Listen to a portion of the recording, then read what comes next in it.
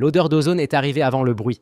Dans une cale à moitié construite dans les quartiers sud de Marseille, l'air hivernal s'infiltrait par les joints non finis, transformant chaque inspiration en un mince ruban acéré. La neige fondue collait à mes bottes. Des rallonges électriques traînaient comme des veines sombres sur le béton, alimentant un groupe électrogène qui grognait dans un coin. Le métal autour de moi emprisonnait le froid, comme la pierre emprisonne la nuit. Puis un éclair de lumière a tranché le gris.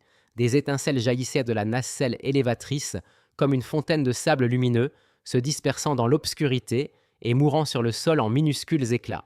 Un arc de soudure sifflait et claquait, assez vif pour peindre les poteaux en blanc l'espace d'un battement de cœur. J'étais censé jeter un coup d'œil, valider le plan de contreventement et rentrer au bureau pour un appel avec la mairie. Mon téléphone a encore vibré dans la poche de mon manteau. Je l'ai laissé vibrer. Je me suis approché à la place, une main autour des plans roulés, l'autre relevant le col de mon manteau contre le vent. L'emploi du temps qui avait régi ma semaine a relâché son emprise pendant que j'observais la flaque de métal fondu avancer avec une tranquille certitude le long d'une soudure. Travaux chauds sur le mur nord, j'ai crié par-dessus le groupe électrogène. Ma voix est sortie calme, précise, comme les ingénieurs apprennent à parler quand une erreur peut devenir un titre dans La Provence. Cette partie n'est pas libérée tant que la biellette n'est pas goupillée et que l'entretoise anti-flambage n'est pas verrouillée. L'arc s'est éteint net. L'obscurité est tombée d'un coup, ne laissant qu'une brève image rémanente dans mon champ de vision. La silhouette sur la nacelle s'est redressée, épaules larges sous une veste de chantier, et a levé la main. Le masque de soudure s'est relevé. La lumière d'une lampe de chantier a trouvé son visage comme si elle l'attendait là. Des cheveux noirs étaient noués sous un bandana, quelques mèches libres venant encadrer ses pommettes. Quelques grains de suie saupoudraient sa peau comme des taches de rousseur. Ses yeux se sont posés sur moi, droit dans les miens, sans dériver, sans fuir, assuré avec une pointe d'amusement au coin, pleinement présent. « C'est validé », a-t-elle dit. Voix rauque, polie, sans douceur superflue. L'entretoise est posée, plaque de gusset taquée, goupille en place. Si tu veux arrêter cette soudure, tu peux monter et vérifier les goupilles toi-même. Sa main gantée a tapoté la rambarde près d'elle, un coup sec. Puis ses yeux sont revenus aux miens. Pas de défi pour l'ego. Un défi pour l'acier. J'ai grimpé à moitié l'échelle de la nacelle et me suis penché pour voir la base. Une entretoise temporaire courait jusqu'à une patte que j'avais ratée sur le plan, soudée proprement. Les goupilles de contreventement étaient bien enfoncées avec leurs clips de sécurité. Elle avait monté l'ensemble comme il fallait, serré, honnête, prêt à encaisser la charge. Mon téléphone a vibré une 3e fois. Je l'ai mis en silencieux sans regarder. Julien Moreau, ai-je dit, offrant mon nom comme un outil posé sur la table. Ingénieur structure sur la rénovation acier Rivera. Léa Rivera, a-t-elle répondu. Soudeuse Rivera. Le même nom que sur le panneau du chantier dehors. Le même nom que sur les factures que mon bureau courait après depuis des semaines.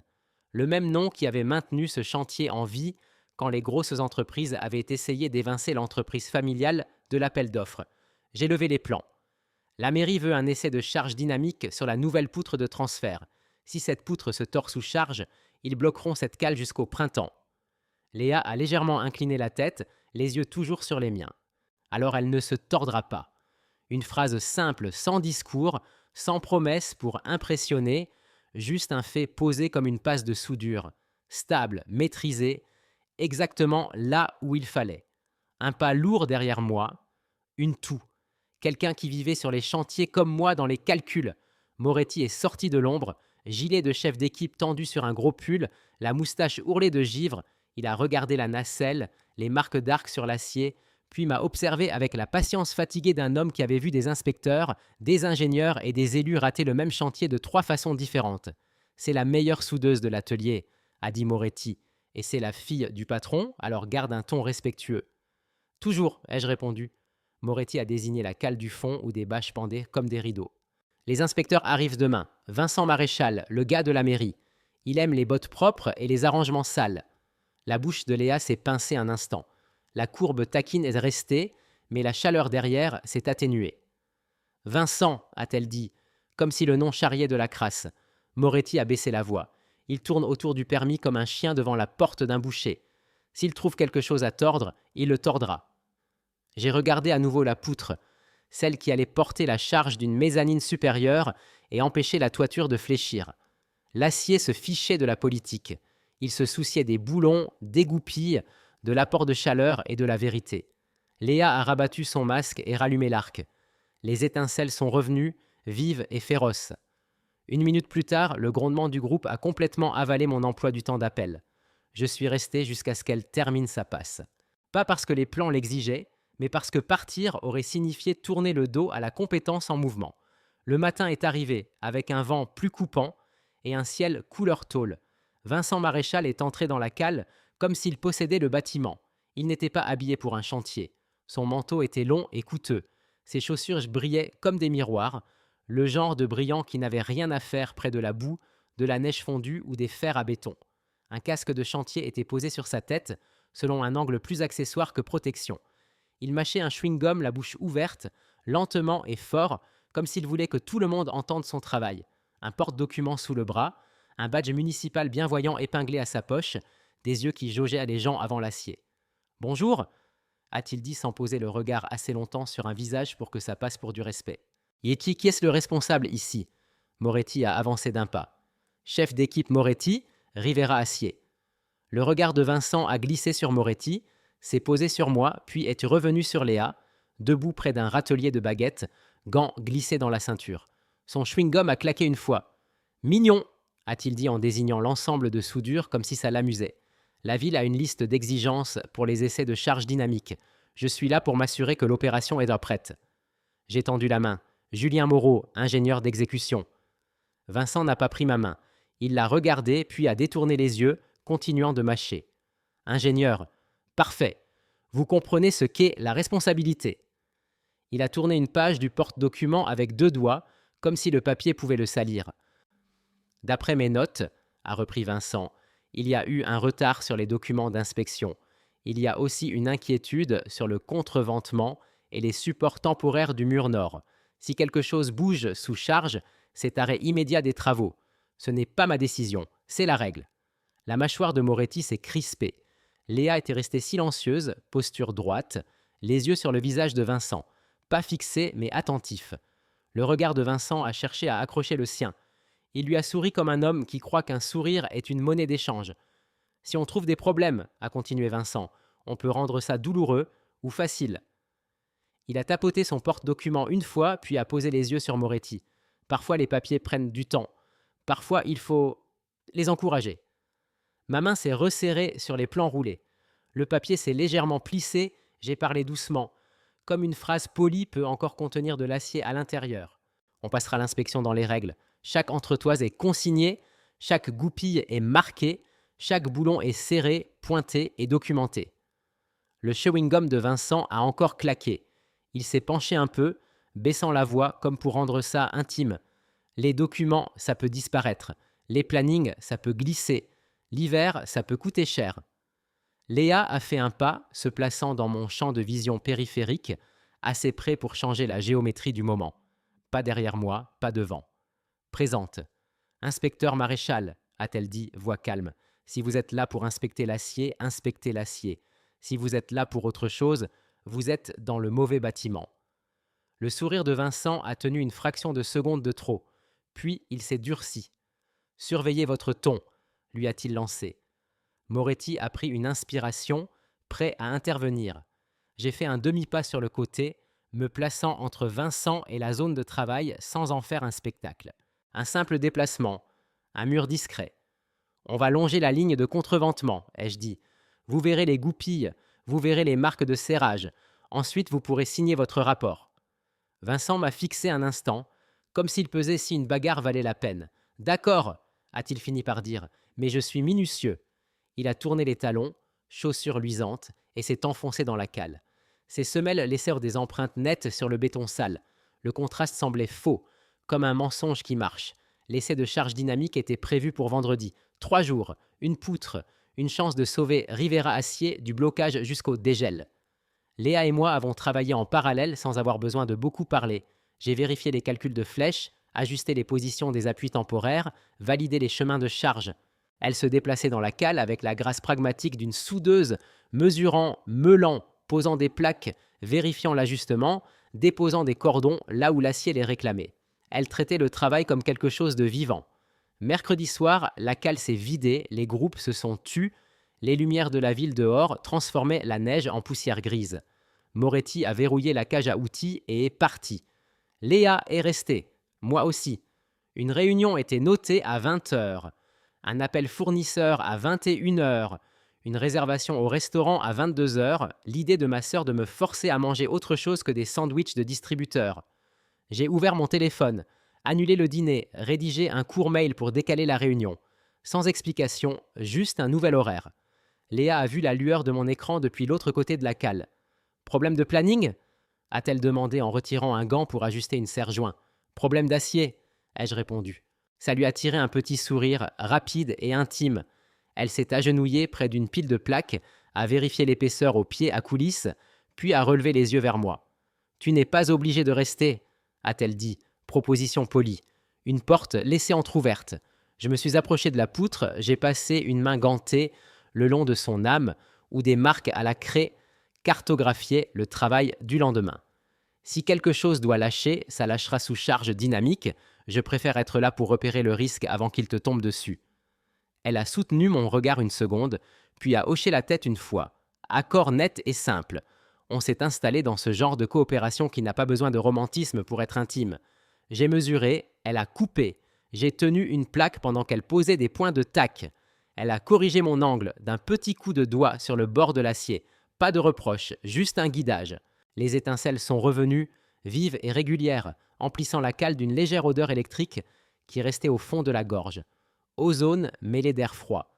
L'hiver marseillais pesait contre les parois. Pendant une pause, Léa s'est assise sur un seau retourné près d'un chauffage d'appoint qui peinait à remplir son rôle. Elle a ouvert une petite boîte métallique de cantine. « J'ai apporté quelque chose », a-t-elle dit. « Ce n'est pas du café. » Elle en a sorti un carré de pain enveloppé dans du papier sulfurisé, dense, légèrement doré, saupoudré de gros sucre. Une odeur de cannelle s'est élevée quand elle a ouvert le papier. « Pan d'Hispania de ma tante », a-t-elle dit en me le tendant sans cérémonie. C'est meilleur chaud, mais l'hiver n'attend pas les fours. Je l'ai pris avec précaution. Le pain était encore moelleux. La chaleur de ses mains persistait dans le papier.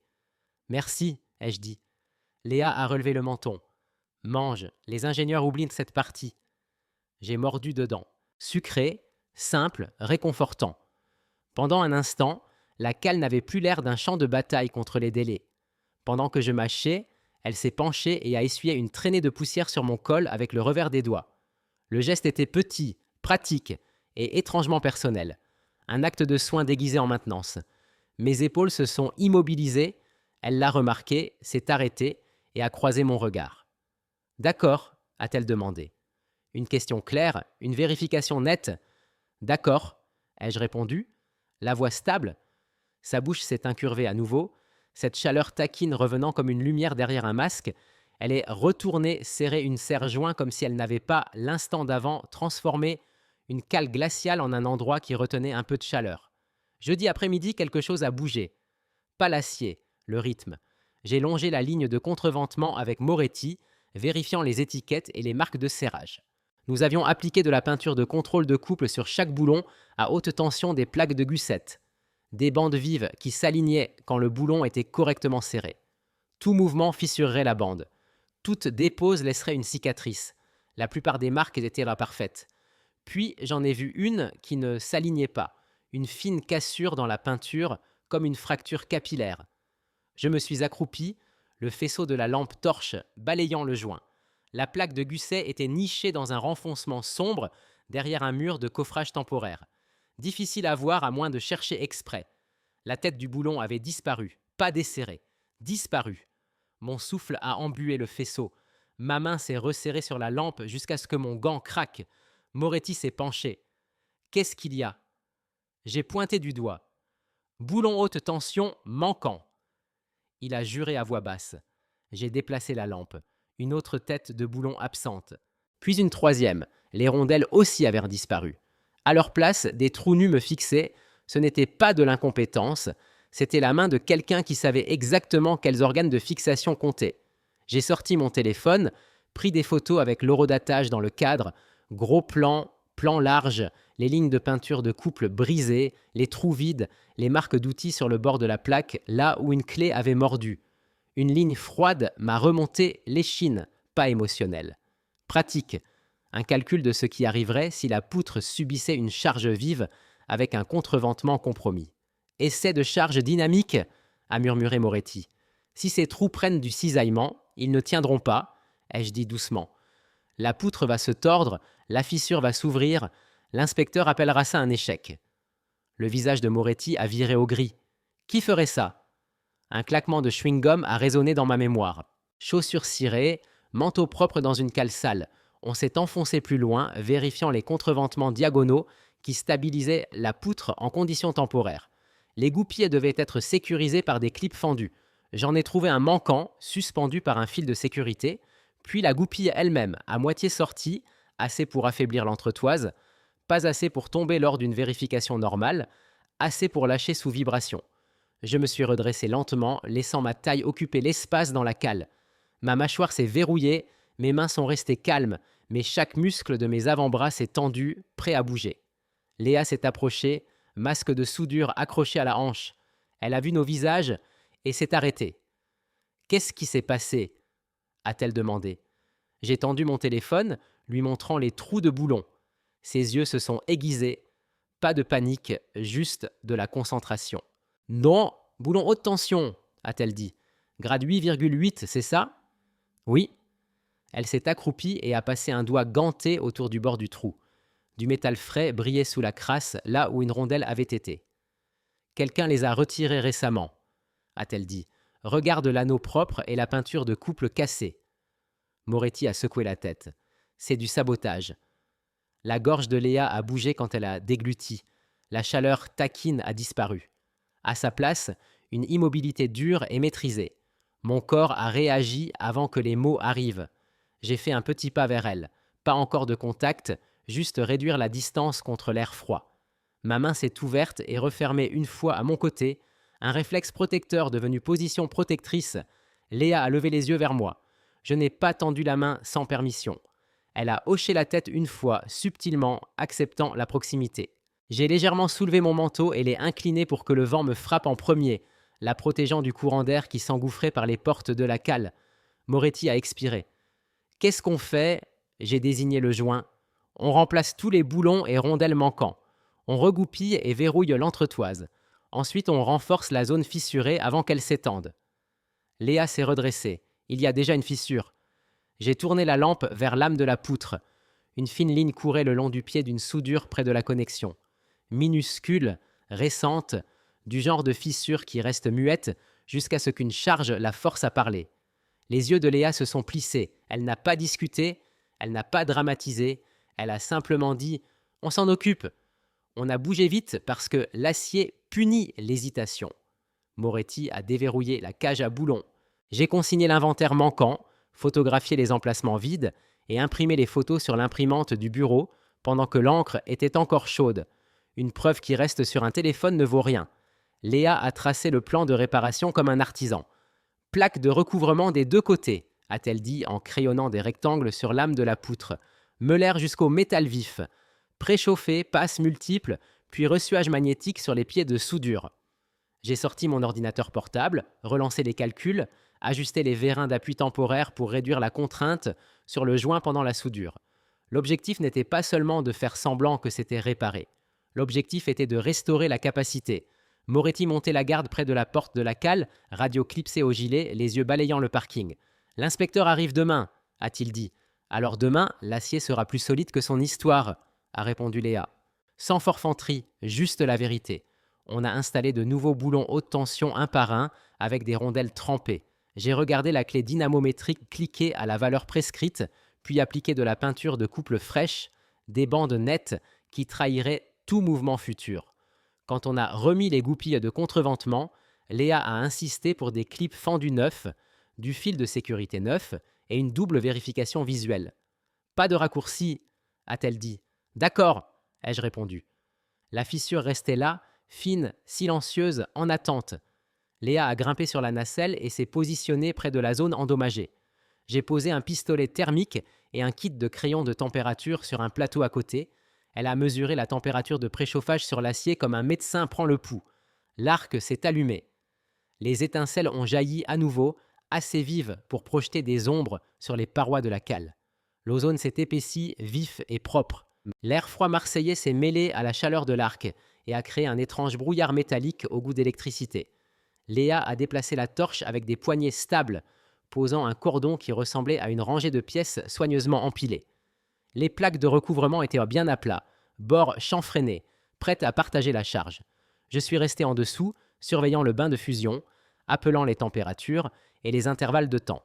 Pas des ordres criés, une coordination. 120 degrés Celsius, ai-je dit. Maintien. Léa a ajusté. Reçu. Sa voix traversait le masque, étouffée mais sûre.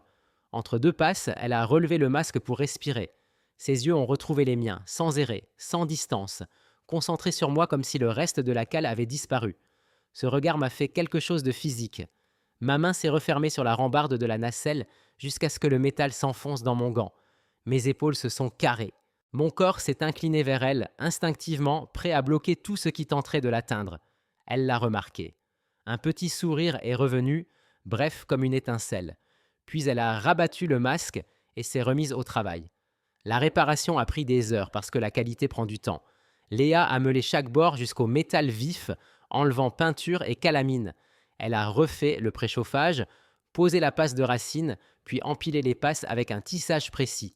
À chaque arrêt, elle décalotait, brossait, inspectait, puis continuait. J'ai vérifié l'alignement au niveau laser, mesuré tout déplacement, ajusté les vis de vérin pour garder la poutre neutre. J'ai marqué chaque boulon avec de la peinture de couple et consigné les valeurs dans un carnet avec mes initiales et l'heure. Moretti nous a apporté une thermos de soupe d'un food truck dehors. La vapeur montait comme un petit miracle dans le froid. Léa mangeait par petites bouchées entre deux tâches. Moi aussi. Pas de discours, juste du travail et de la chaleur partagée en portions pratiques. Vers minuit, elle a terminé la passe de finition. La soudure a refroidi sous des couvertures, lentement, contrôlée, pour limiter les contraintes résiduelles. On a fait un ressuage magnétique sur les pieds de soudure. Poudre noire, peinture de contraste blanche, lumière UV. La ligne est restée propre, pas d'indication, pas de fissure cachée qui s'ouvrait à nouveau. Léa a expiré et a posé son avant-bras sur la rambarde, masque toujours baissé, comme pour laisser le poids de la nuit se poser. J'ai attendu qu'elle le relève. Quand elle l'a fait, ses yeux brillaient à cause du vent et de la chaleur. Pas de larmes, juste le corps qui réagissait à l'air froid et aux arcs vifs. Ses joues étaient rougies, une fine traînée de suie barrait sa tempe. J'ai levé la main lentement, paume ouverte, et je me suis arrêté à quelques centimètres de son visage.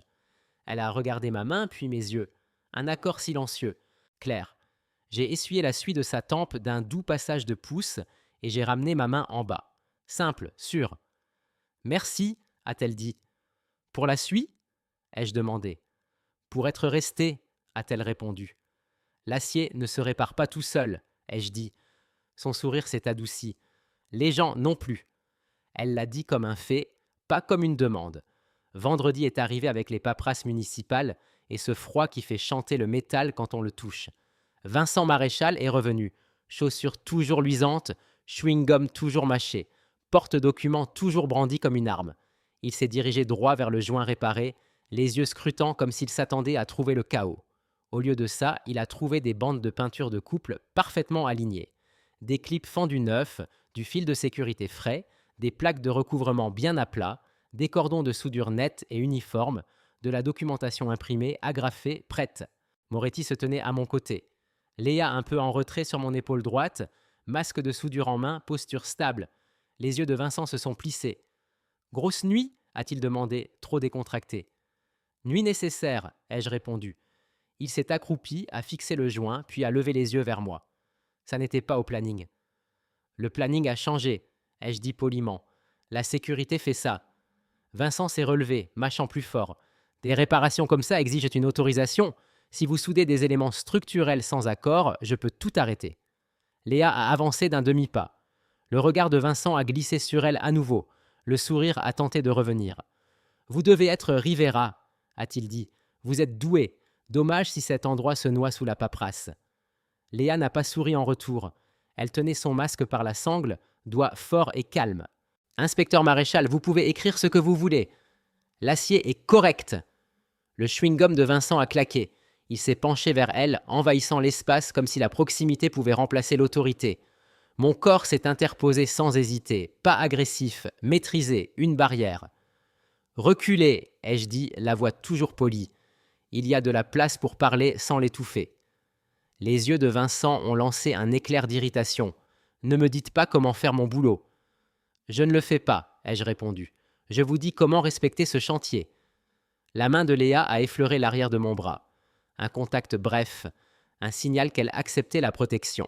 Elle était restée derrière mon épaule, sans se recroqueviller, choisissant simplement la position la plus sûre. Vincent a regardé sa main sur mon bras, puis moi, puis le joint réparé. « Pourquoi ces réparations soudaines ?» a-t-il demandé. J'ai ouvert le dossier que j'avais préparé. À l'intérieur, photos imprimées, horodatage, log d'inventaire, relevé de couple et un plan annoté de la connexion mise en évidence. J'ai posé la première page sur une table en acier propre, parce que quelqu'un a retiré des boulons haute tension d'une plaque de Gusset dans un renfoncement invisible, ai-je dit, parce que quelqu'un a à moitié sorti une goupille de contreventement, parce que ces actions auraient provoqué une torsion et une propagation de fissures sous charge dynamique. La mastication de Vincent a ralenti. J'ai tourné vers les gros plans, anneaux nets là où les rondelles avaient été, bandes de peinture de couple brisées, marques d'outils, les emplacements vides dans la cage à boulons, les entrées du log montrant que les boulons étaient présents à la dernière vérification, puis absents. Moretti posa un deuxième dossier à côté du mien. La cage à outils était verrouillée, dit-il. Seulement 3 clés, la mienne, celle de Rivera et le badge d'accès temporaire de l'inspecteur. Les lèvres de Vincent s'entr'ouvrirent légèrement. Les yeux de Léa restèrent fixés sur lui, aiguisés comme une meuleuse. « Tu veux parler d'autorisation » demanda-t-elle doucement. « Alors parle de pourquoi ces boulons ont disparu juste après ta première visite. » Vincent se redressa, essayant de raviver sa confiance comme on remet un manteau. « C'est une accusation grave, » dit-il. « Alors traite-la comme telle, » répondis-je. On a déjà envoyé des copies au bureau de la mairie avec une demande de changer d'inspecteur. On a aussi réclamé les logs du lecteur de badge à la porte nord, ajouta Moretti, et on a contacté le délégué syndical.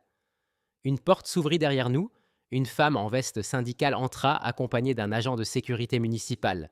L'agent tenait une petite tablette. Les chaussures cirées de Vincent parurent soudain moins impressionnantes. L'agent parla d'une voix égale. « Inspecteur Maréchal, le lecteur de badge montre que votre badge a été utilisé à 23h46 mercredi soir à la porte de la cale nord. Vous n'avez déclaré aucune visite d'inspection. Vous n'étiez pas programmé. » La mâchoire de Vincent bougea une fois. Son chewing-gum s'arrêta. Il tenta un rire. Ça sonna creux.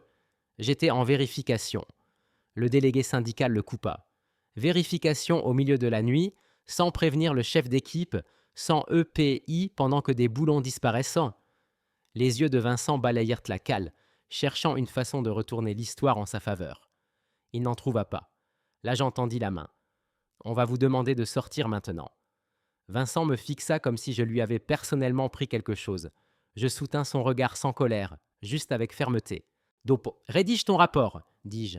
Rédige-le propre. » Vincent déglutit, ses épaules se crispèrent, puis il tourna les talons et sortit, chaussures toujours brillantes, mais chaque pas semblait plus petit.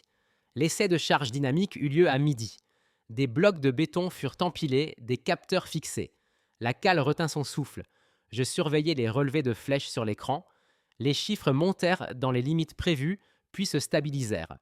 La poutre prit la charge et la porta comme si c'était son destin depuis toujours. Moretti expira longuement, soulagé. Léa se tenait près de la poutre, une main posée sur la plaque de recouvrement, comme pour prendre le pouls d'un ami. L'ingénieur municipal signa. Le délégué syndical approuva d'un signe de tête. La menace d'arrêt des travaux s'évapora dans l'air hivernal. Quand le dernier porte-document partit et que la porte de la cale se referma, le bâtiment parut plus calme qu'il ne l'avait été de toute la semaine. Léa et moi nous tenions près de la nacelle élévatrice où je l'avais vue pour la première fois derrière les étincelles. Dehors, le vent marseillais poussait la neige fondue le long du trottoir en fines vagues. À l'intérieur, l'odeur d'ozone persistait, pas désagréable, comme la preuve que quelque chose avait été construit avec chaleur et volonté. Léa releva son masque de soudure, pas pour travailler cette fois, juste pour me regarder sans barrière entre nous. Ses yeux restèrent rivés aux miens, chauds maintenant, stables, toujours avec cette pointe taquine au coin. Je gardai la voix basse et respectueuse. Je ne m'attendais pas à trouver un ange derrière les étincelles. Elle inclina la tête. Les anges ne meulent pas l'acier. Non, répondis-je, ils empêchent sur les toits de s'effondrer. Elle s'approcha, lentement, clairement. Sa main effleura le devant de mon manteau, les doigts frôlant le tissu comme elle avait essuyé la poussière de mon col plus tôt. Pratique, attentionnée. Puis elle se hissa sur la pointe des pieds et m'embrassa. Pas timide, pas théâtral, certain. Mes mains se posèrent sur sa taille, une prise sûre, ferme, mais mesurée. Je marquai une pause d'un battement, une dernière vérification. Elle répondit en accentuant le baiser, transformant la pause en choix. L'air froid marseillais resta de l'autre côté de la porte. Dans ce baiser, il n'y avait ni marché, ni levier, ni peur qu'on nous observe et qu'on torde le moment. Juste deux personnes qui avaient nargué à porter du poids ensemble et refusaient de se laisser écraser. Quand on se sépara, son front se posa légèrement contre ma poitrine une seconde. Le contact fut bref, ancré, réel. Moretti cria depuis l'autre bout de la cale, faisant semblant de ne pas regarder. « Trouvez-vous une chambre, tous les deux !» Léa rit, vif et clair. « Retourne au boulot, Moretti. » Il sourit et s'éloigna. Léa releva les yeux vers moi. « Tu as encore des réunions ?»« Moins, répondis-je. Elle glissa la boîte de panne d'Hispania dans ma main. « Mange, ingénieur !» Je refermai les doigts dessus. « Oui, madame !» Son sourire s'élargit au « madame », amusé par le respect. Puis elle tendit la main et redressa une dernière fois le col de mon manteau. Un petit geste qui portait plus de chaleur que n'importe quel chauffage dans la cale. On sortit ensemble dans le froid marseillais. Des étincelles derrière nous, de l'acier debout au-dessus de nous, et l'espace entre nous, autrefois rempli de bruit et de risques. Maintenant rempli d'une certitude tranquille. Pendant des années, la force avait ressemblé à tout faire seul. Ne jamais demander, ne jamais s'appuyer, ne jamais laisser voir la tension. L'acier m'a appris autre chose. Le bon appui ne fragilise pas une structure. Il maintient l'ensemble debout quand la charge arrive. Cette semaine à Marseille, quelqu'un a essayé de faire échouer un bâtiment en retirant des boulons dans le noir et en sortant à moitié une goupille là où personne ne regarderait. Le plan comptait sur le silence, sur le froid, sur des gens travaillant dans des coins séparés. Il n'avait pas compté sur la compétence. Il n'avait pas compté sur la loyauté. Il n'avait pas compté sur une femme capable de lire l'acier comme une langue, ni sur un chef d'équipe qui gardait les clés honnêtes. Et il n'avait pas compté sur le genre de protection qui reste calme, celle qui se place entre le danger et quelqu'un qui mérite mieux sans en faire un spectacle. Alors si un jour tu te retrouves à trembler dans le froid, littéral ou pas, cherche ce qui est réel. Cherche le travail qui tient, cherche la personne qui se tient avec toi, ni derrière, ni au-dessus. Le reste n'est que du bruit. Si cette histoire t'a plu, like et abonne-toi pour qu'on puisse partager d'autres histoires comme celle-ci. Merci d'avoir écouté.